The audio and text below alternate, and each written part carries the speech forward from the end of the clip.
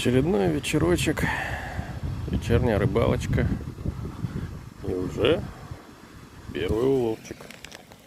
Такая вот плотвичка. Посмотрим, что еще будет. Ветер, конечно, ужасный, но что делать? Выбирать не приходится. Ну и вот результат. Немножко плотвички, красноперки и всякого такого. Ну, сейчас отпустим в Антоновку.